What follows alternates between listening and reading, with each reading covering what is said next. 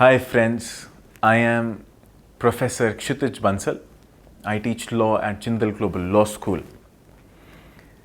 As a part of this paper, the module we are going to discuss today is War on Terror, Semantics and the Practices. The war on terror which was unleashed post 9/11 in New York. What will you learn out of this? You would understand the ontological roots and an overview on the semiotics of global war on terror and the ramifications it had on international humanitarian law. By the end of this discussion, you will have an understanding of international humanitarian laws, their applicability in global war on terror, along with its semantics and practices. But what is war on terror? September 11 marked the date for all to know that it was an act of war. The magnitude of attacks, the violence as well as the worldwide impact showed the situation to be nothing less than a war.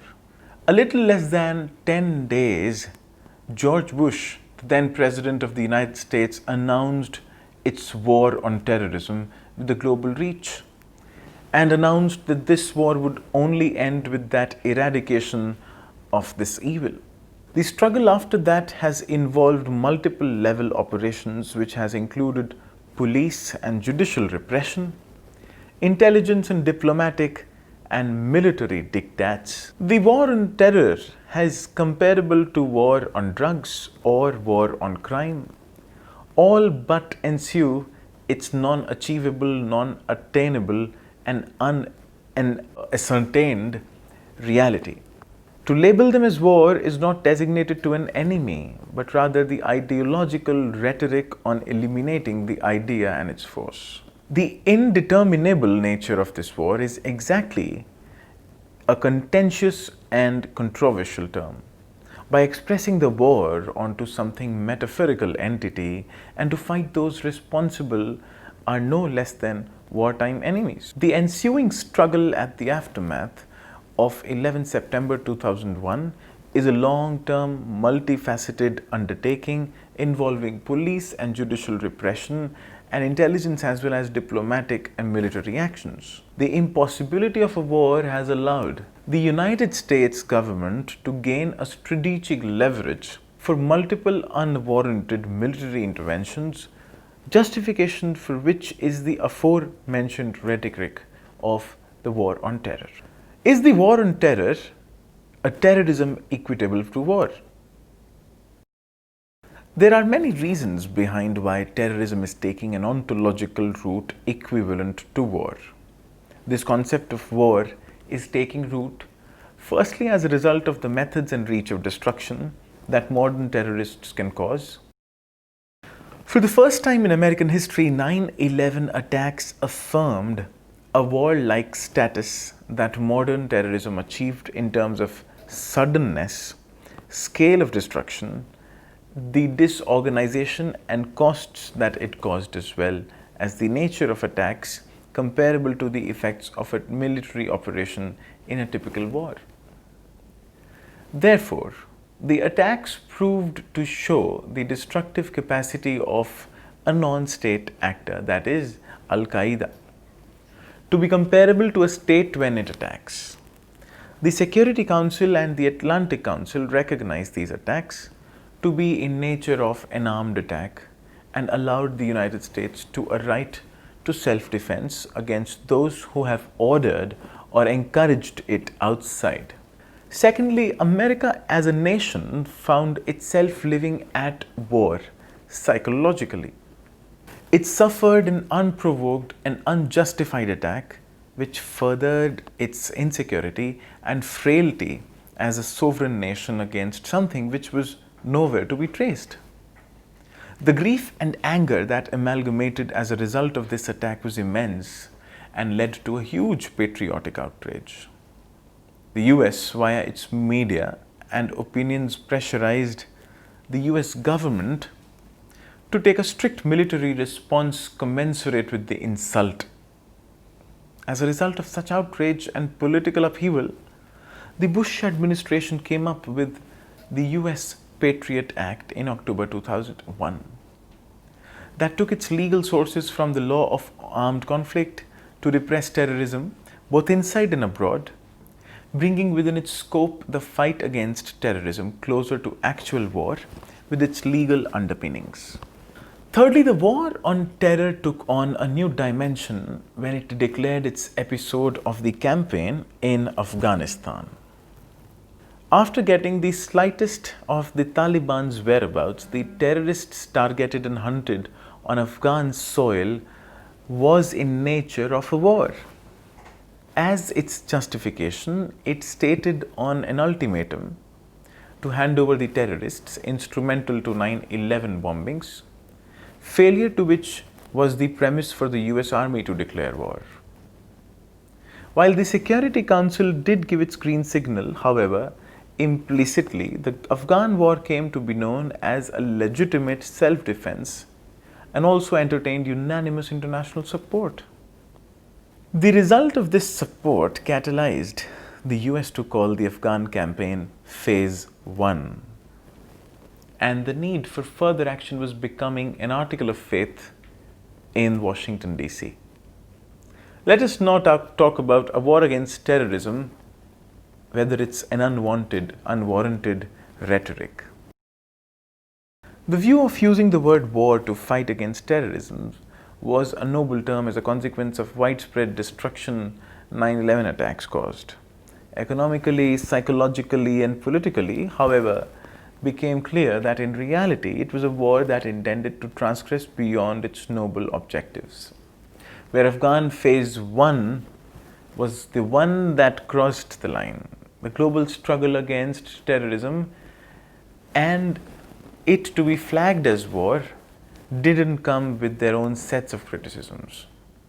To call the fight against international terrorism a war is problematic and entails major drawbacks. The problems that entail from this concept are manifold.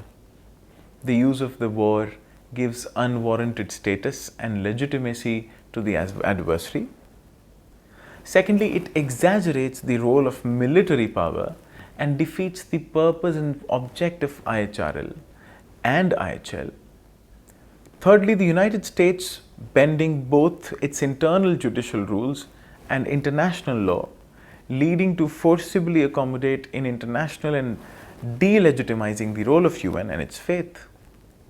Fourthly, the connection drawn by US towards preventive war and war on terrorism has undermined the anti-terrorist coalition. The linkage with war against terrorism pervades that problem, while heightening of anti-American feeling in the Islamic and Middle Eastern parts. Under IHL, to call this a war would imply the degree of commonality between parties also having to fight terrorism. The state has to name the adversary, and subsequent to that, certain rights. This allows certain terrorist groups to proclaim themselves at war with, legitimizing their power, rendering this a legitimate platform. For Al-Qaeda to achieve a status of a state's peer, it is equitable to being called a state entity is concerning. The latter obviously would want to equate them to criminals, but that would disallow the matter to come under IHL, as IHL protects parties to armed conflict. This has led to inadvertently giving Al-Qaeda increased stature and a sense of legitimacy. It has reinforced their self-construction of being warriors and put them in the same pedestal as the US, something that they have very well extracted from being given a title of a war party. What has been the American strategy? The US had formulated its strategy for its proposed war on terror as the national strategy for combating terrorism. Prior to the events of 9/11, international terrorism was considered an issue of law enforcement. Following the aftermath of 9/11 attacks, all Al-Qaeda and other fundamentalist groups attained status of being radical ideological movements with revolutionary motives. Osama bin Laden had issued his interest in the eradication of the Western influence by carrying out several attacks before 9/11. However, the potentiality of his threats were realized when it happened. US could no longer delay its unified national effort that proposed to curb the same.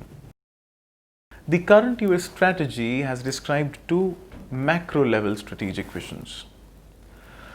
The first aims to achieve the short-term goals regarding capture of individuals who have irrevocably crossed the line into violent extremism.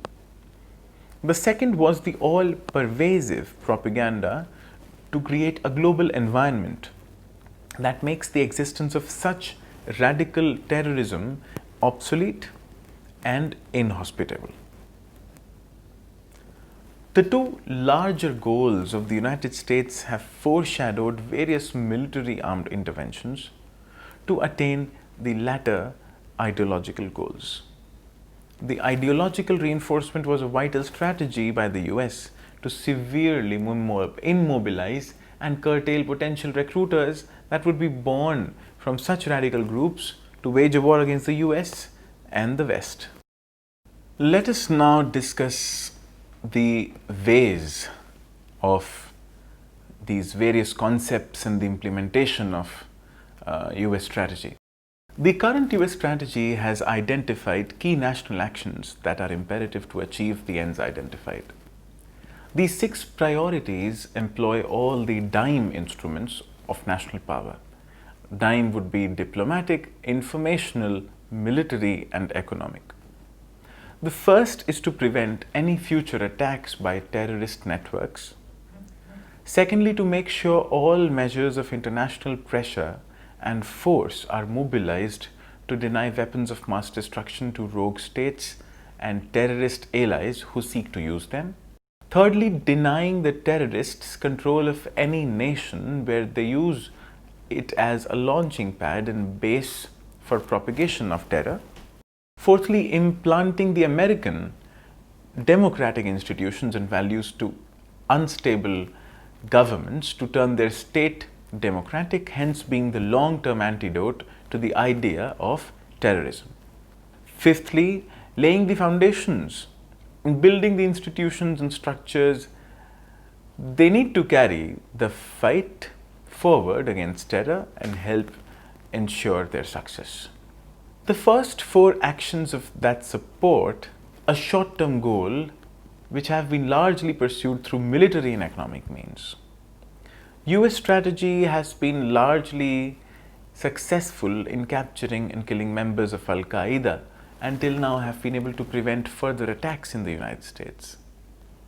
This execution of such a strategy has had dastardly effects on thousands of lives of Muslims who were not committed to extremist ideology.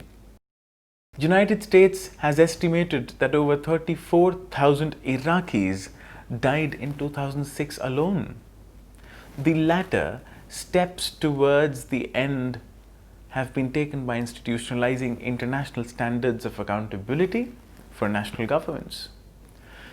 Under the aegis of 12 UN conventions, protocols, and treaties have been developed that obligate our governments to stem terrorist activities and to share intelligence to winning against terrorism. Hence, with the UN persuading many networks under the states, make sure that terrorists are increasingly isolated from the rest of the world, depriving them of resources to carry out their agenda. On the other hand, what is the radical Islamic strategy?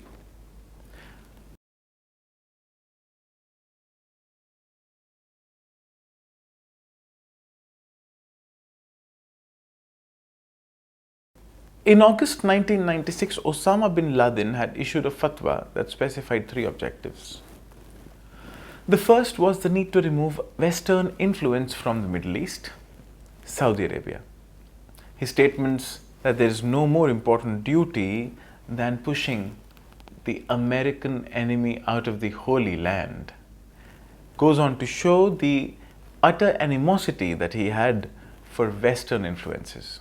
Bin Laden further explained that he believed that the Saudi king had betrayed the Ummah by allowing the United States to base military forces in Saudi Arabia. As a result of what he calls a betrayal, he called for the removal of the king as his second objective.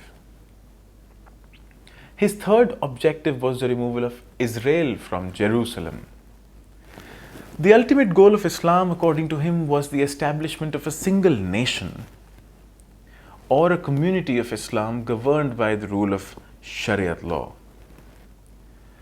And this could be done, according to him, by re-establishment of the caliphate. Here, caliphate means a theocratic entity in which the state is infused with Islam. The 1979 Iranian revolution was the first step in the Shia fulfillment of this objective. However, the Iranian Sharia government has not been described in caliph terms and its authority unrecognized by Sunnis. Second, about the ways, concepts and implementation. In order to accomplish that the revolutionary Islamic vanguard has identified, the Islamic extremists must match their ways with available means. The ways used by Al-Qaeda can be looked into by way of dime approach. Diplomatically, they have used very little diplomacy. The issuing of fatwas and Bin Laden calls for the United States to leave the Middle East was the only extent of a diplomatic engagement, which was to create diplomatic fissures between the United States and their allies, rather than using diplomacy for installing intermediaries and mediators. The use of information element of power has been advantageously used by the vanguard. By heavy employment of media and use of information operations, they have called to spread rumors, fear, discouragement among the members of the enemy forces. The fatwas can themselves be characterized a certain form of information with the primary intent to rally Ummah to their cause. The military power that Al-Qaeda had was minuscule in comparison to US and used a lot of funding by the United States and the Soviets. He further used these funds to initiate a guerrilla warfare to force the US out of the military. He also mentioned that considering the disparity of power between warring parties, fast-moving light forces must be adopted that operate very, very secretively. He also employed the use of bombs, hijacking planes with a view to destroy both lives as well as economic institutions in those countries. Economically, he could have used any sanctions or apply limited power. However, he did call for all Muslims to boycott American goods, creating economic sanctions against the United States. He clearly understood the vital role economics played when coordinated with other elements of power. Let us now come to the applicability of IHL in war on terror. In the US Supreme Court case of Hamdan versus Rumsfeld, it was held that the military commissions that used grotesque forms of torture for 9/11 suspects and detainees violated the 4 Geneva Conventions, most notable being Common Article 3 that protects prisoners of war in the controversial Guantanamo Bay detention camp, which is illegal without the approval of the congressional authority, as well as contravening the Geneva Conventions envisaged under Uniform Code of Military Justice. A lot of this cognized the fact that a war on terrorism is indeed a case of armed conflict and required the United States to comply with the Geneva Conventions, being applicable as a result of this status being of armed conflict. Soon after such cases were dealt with, applicability of IHL principles and norms were hotly debated in specific reference to Afghanistan in the fight against Taliban. The United States argued that the prisoner of war status could not be accorded to the Taliban as they did not come under the purview of state actors as defined within the conventions, and actually were a de facto non-state actor, and hence the protection guaranteed by Geneva Conventions, especially the Common Article 3, would not be available against them. Even Geneva Convention 4, which ensures protection of people from grotesque and barbaric detentions, were largely ignored. Even if they comprised civilians, the application of IHL came to force during the invasion of Iraq and the occupation of the same, called into question the ethical treatment involving security detainees. Article 4 of the Geneva Convention of applicability towards security detainees have yet to be debated. However, the US have not been able to properly define what kinds of derogation may be permitted under Article 4. Article 4 allows certain degree of derogation with only respect to rendering the detainees incommunicado, meaning isolating them from all forms of communication for a limited amount of time whatsoever, and it obviously does not include restraining from exercising the right against coercion, unethical forms of torture, and other. Let us now discuss the applicability of Common Article 3 of the Geneva Conventions to detainees. The main question behind the treatment of detainees and their relevance to IHL has to be the rights that protect them from arbitrary forms of torture and detainment, and what under the IHL framework could they be protected from. The detainees from the Afghan conflict that were held at Guantanamo Bay in Cuba raised serious questions to the application of Geneva Convention with specific relevance to Common Article 3. Common Article 3 prescribes rules taken by parties to war when it comes to prisoners of war. Hence, the moot question being whether security detainees can avail such protection from Common Article 3 as the prisoners of war. Secondly, whether the kinds of detention, interrogation, and trial are consistent with the rules prescribed within this article, and how would they enable themselves to invoke such a right. This led to a serious legal disclosure to determine whether non-US citizens who were subjected through arbitrary and unchecked detainment have the right to be protected under IHL laws and even within domestic laws. In the landmark case of Rasool versus Bush, the court held that even the non-citizens have the right to habeas corpus at Guantanamo despite exceptional executive control over the location in Cuba. The Hamdan case further strengthened the rights of the prisoners, and this led to the court ruling in applying Common Article 3 in the Afghan conflict with Al-Qaeda, as well as invalidated military commissions that violated this article and hence did not comply with the Uniform Code of Military Justice, which operates under this article. By acknowledging the cases of the people detained as prisoners of war, the United States had inadvertently allowed the United Nations its legal realm of international law to be applicable and hence considered terrorism to be governed as an armed conflict, in the nature of war at least.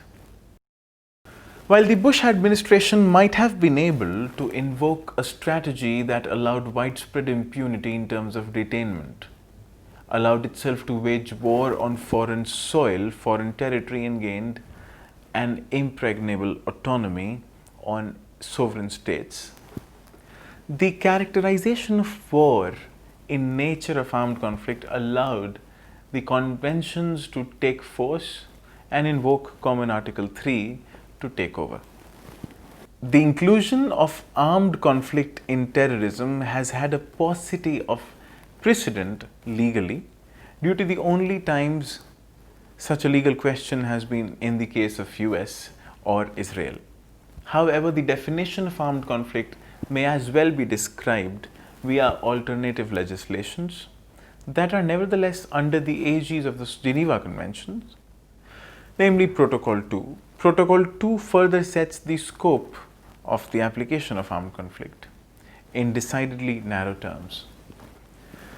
According to paragraph 1 of the protocol, in order for non-international armed conflict to be given the status of the same, the non-state actors that form the opponents must be dissident armed forces or other organized armed groups which under responsible command exercise such control over a part of the territory as to enable to carry out, sustain and concerted military operations. After we have discussed the application of Common Article 3, it is important to know that the instant ratification of the limiting nature of conflicts to be intervened by international law was something that states can certainly look to their advantage. Such a niched legislation that defines the inclusion of certain events as armed conflicts while excluding others on such anachronistic terms narrows the understanding of armed conflict under IHL. While it may not have a direct causative effect on limiting the application of the conventions, but still considering the lack of clarity in terms of definitions of armed conflicts, it does have some credence. The protocols, however, were not influencing the scope of the definition in the case of Prosecutor versus Tadi, a case involving International Criminal Tribunal for the former Yugoslavia, held that an armed conflict exists whenever there is a resort to armed force between states or protracted armed violence between government authorities on one hand and organized armed groups or between such groups on the other hand. The court hence broadened the scope of application of Geneva Conventions to armed conflicts that clearly exceeded the intensity requirements of both international and internal armed conflict.